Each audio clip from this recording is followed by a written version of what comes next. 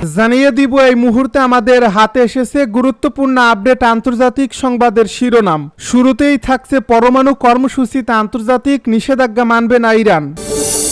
এবারে জানিয়ে দিব ইয়েমেন উপকূলে জাহাজে ব্যাপক ক্ষেপণাস্ত্র হামলার পর আগুন। এদিকে রাফা শহরে ইসরায়েলের ব্যাপক বিমান হামলা। আরও জানাবো ইয়েমেনে জাতিসংঘ ভবনে ইসরায়েলের হামলা। সব শেষে জানিয়ে দিব ক্যারিবীয় সাগরে যুক্তরাষ্ট্রের অভিযান, ধ্বংস মাদকবাহী সাবমেরিন।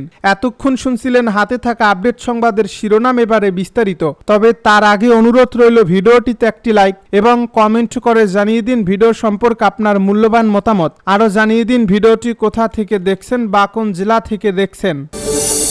পরমাণু কর্মসূচিতে আন্তর্জাতিক নিষেধাজ্ঞা মানবে না ইরান।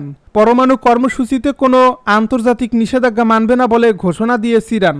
2015 সালে স্বাক্ষরিত ঐতিহাসিক পরমাণু চুক্তির 10 বছরের মেয়াদ শেষ হওয়ার দিন শনিবার এই ঘোষণা দিয়েছে ইরান। তবে ইরানের পররাষ্ট্র মন্ত্রণালয় জানিয়েছে তারা এখনও কূটনৈতিক সমাধানে অঙ্গীকারবদ্ধ। শনিবার ইরানের পররাষ্ট্র মন্ত্রণালয় এক বিবৃতিতে জানিয়েছে এখন থেকে চুক্তির সব ধারা, যার মধ্যে রয়েছে পরমাণু কর্মসূচির উপর আরোপিত সীমাবদ্ধতা ও পর্যবেক্ষণ ব্যবস্থা, সবই বাতিল বলে গণ্য হবে। 2015 সালের অস্ট্রিয়ার ভিয়েনায় যুক্তরাষ্ট্র, চীন, রাশিয়া, ব্রিটেন, ফ্রান্স ও জার্মানির সঙ্গে জয়েন্ট কম্প্রেহেন্সিভ প্ল্যান অফ অ্যাকশনে চুক্তি স্বাক্ষর করেছিল ইরান। এই চুক্তির আওতায় জাতিসংঘ নিরাপত্তা পরিষদের প্রস্তাব 2231 অনুযায়ী চুক্তির টার্মিনেশন ডে নির্ধারিত ছিল 18 অক্টোবর 2025।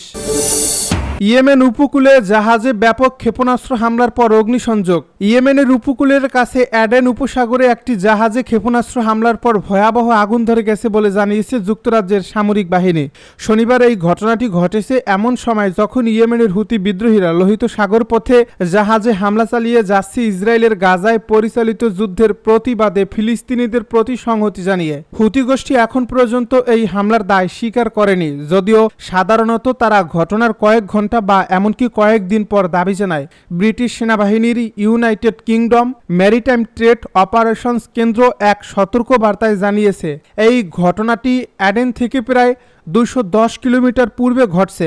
তারা এক বিবৃতিতে জানায় একটি জাহাজে ব্যাপক ক্ষেপণাস্ত্র আঘাত এনেছে, যার ফলে আগুন লেগেছে। ঘটনাটি তদন্তাধীন। সমুদ্র নিরাপত্তা সংস্থা অ্যামব্রে জানিয়েছেন এই জাহাজটি ক্যামরুনের পতাকাবাহী একটি তেলবাহী ট্যাঙ্কার, যা ওমানের সোহার থেকে জিবুতির পথে যাচ্ছিল। ইয়েমেনের আওতার উপকূল থেকে প্রায় 60 নটিক্যাল মাইল দক্ষিণে অবস্থানকালে এটি জরুরি সহায়তার বার্তা পাঠায়। রেডিও বার্তায় জানা যায় নাবিকরা জাহাজটি ত্যাগের প্রস্তুতি নিচ্ছিলেন এবং এরই মধ্যে উদ্ধার অভিযান শুরু হয়েছে। রাফা শহরে ইসরায়েলের ব্যাপক বিমান হামলা। ইসরায়েলি গণমাধ্যমের খবরে জানা গেছে ইসরায়েলি সেনাবাহিনী রাফা ও দক্ষিণ গাজার অন্যান্য এলাকায় হামলা চালাচ্ছে। ইসরায়েলি সম্প্রচার মাধ্যম চ্যানেল 12 জানিয়েছে চলমান এই পরিস্থিতি নিয়ে প্রধানমন্ত্রী বেনিয়ামিন নেতানিয়াহু, প্রতিরক্ষা মন্ত্রী ইসরায়েল কাতস এবং সেনাবাহিনীর শীর্ষ কর্মকর্তাদের মধ্যে ফোনালাপ অনুষ্ঠিত হচ্ছে।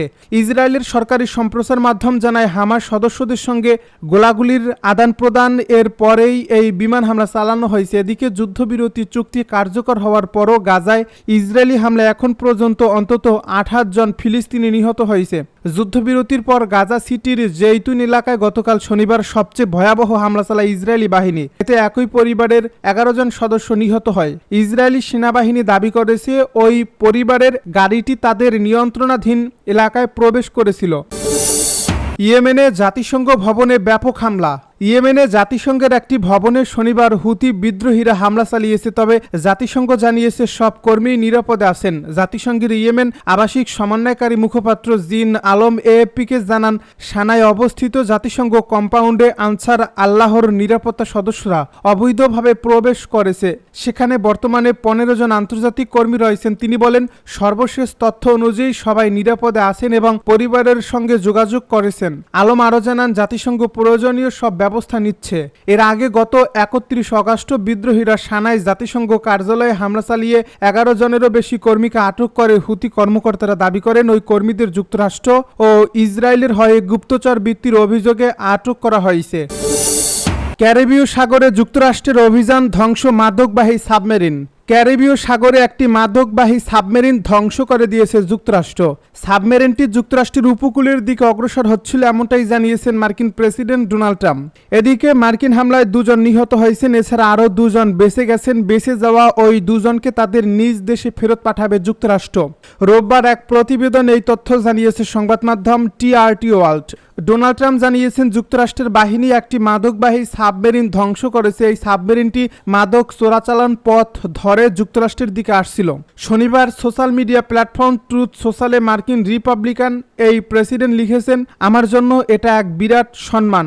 আমরা একটি বিশাল মাদকবাহী সাবমেরিন ধ্বংস করতে পেরেছি, যা মাদক পাচার পথ ধরেই যুক্তরাষ্ট্রের দিকে অগ্রসর হচ্ছিল।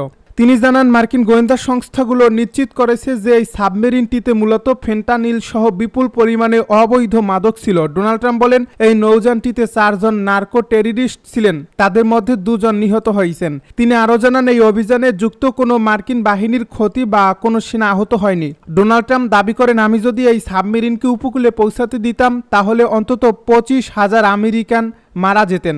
বেঁচে থাকা 2 সন্ত্রাসীকে তাদের নিজ দেশ ইকুয়েডর ও কলম্বিয়ায় ফেরত পাঠানো হচ্ছে, যেখানে তাদের আটক রাখার পাশাপাশি বিচার করা হবে। তিনি আরও বলেন, যুক্তরাষ্ট্র স্থল বা সমুদ্র কোনো পথেই মাদকবাহী সন্ত্রাসীদের সহ্য করবে না। সংবাদ মাধ্যম বলছে, গত মাস থেকে যুক্তরাষ্ট্র ক্যারিবীয় সাগরে অন্তত 6টি অভিযান চালিয়েছে। সেখানে মূলত আন্তর্জাতিক জলসীমায় অবৈধ মাদকবাহী জাহাজকে লক্ষ্য করে দেশটি এসব হামলা চালাচ্ছে। যদিও এসব অভিযান ভেনেজুয়েলার উপকূলের অনেকটা কাছাকাছি সংগঠিত হচ্ছে।